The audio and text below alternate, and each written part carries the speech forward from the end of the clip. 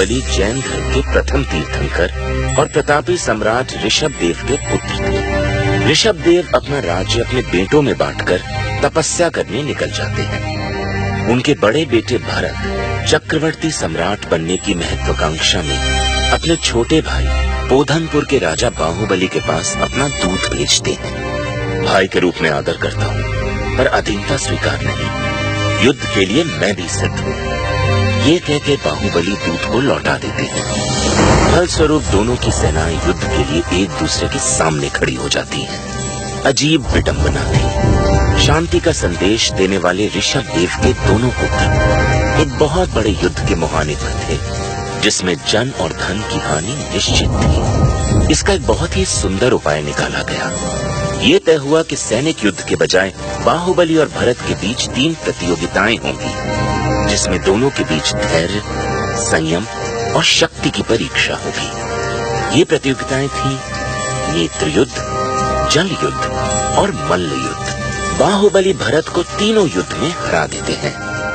हार के अपमान से कुपित भरत बाहुबली पर अपने चक्र रत्न से प्रहार करते हैं, किंतु चक्र रत्न बाहुबली की 3 प्रदक्षिणा करके उनके पास ही स्थिर हो जाता है। भाई द्वारा भाई पर सत्ता प्राप्त करने के लिए किए गए इस वार से बाहुबली को विरक्ति हो जाती है। बाहुबली अपना राज्य त्याग कर वन में चले जाते हैं और 1 वर्ष कायोत्सर्ग आसन में खड़े रहकर कठिन तपस्या करते हैं। उनके पैरों में लताएं और सर्प लिपट जाते हैं। चींटियां उनके आसपास अपना घर बना लेती हैं, पर वो अपनी तपस्या में अडिग खड़े रहते हैं। मैं अपने बड़े भाई भरत को ये भूमि और राज्य सौंप चुका हूँ।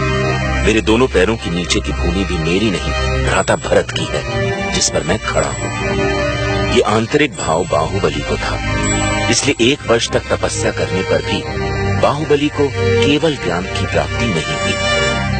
भरत को इस भाव की जानकारी मिलने पर वे बाहुबली के चरणों में झुक जाते हैं और कहते हैं कि ये भूमि न तो मेरी न तेरी, वसुधा काहू की न कोई। तब बाहुबली को तत्काल केवल ज्ञान की प्राप्ति हो जाती है। अहिंसा से सुख,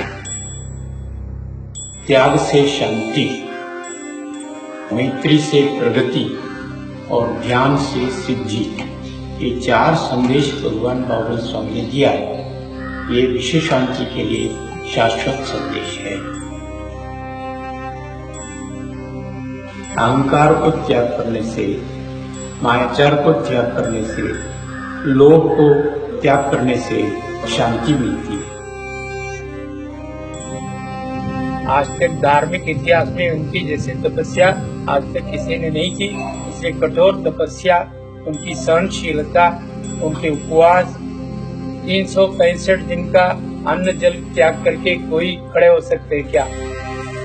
आज से लगभग 1000 वर्ष पूर्व दक्षिण प्रांत के गंगवाशी राजा के सेनापति और प्रधानमंत्री चामुंडा राय अपनी माता को भगवान बाहुबली की मूर्ति के दर्शन करवाने पोधनपुर की तरफ प्रस्थान करते हैं। इस यात्रा में 1 रात्रि के लिए उन्हें कवलप्पू यानी आज के श्रवण बेलगोला में रुकना पड़ता है, जहां उनकी माता को एक स्वप्न आता है। स्वप्न में कुष्मांडिनी देवी उनसे कहती हैं कि वहां उपस्थित छोटे पहाड़ चंद्रगिरी से बड़े पहाड़ विंध्यगिरी की तरफ बाण चलाने से बाहुबली के दर्शन होंगे।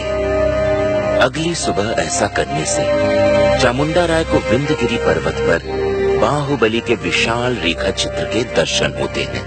वो शीघ्र ही महान शिल्पियों को बुलाकर विंध्यगिरी पर्वत पर एक बड़े पहाड़ को काटकर बाहुबली की विशाल प्रतिमा का निर्माण कार्य प्रारंभ करवाते हैं। कहते हैं इस प्रतिमा के निर्माण में 12 वर्ष का समय लगा। चामुंडा राय को अपने इस कार्य पर गर्व होता है और वो बाहुबली भगवान की प्रतिमा का महामस्तकाभिषेक करवाते हैं। 1008 कलशों द्वारा जल, दूध, गन्ने का रस, चंदन आदि से उनका अभिषेक होता है।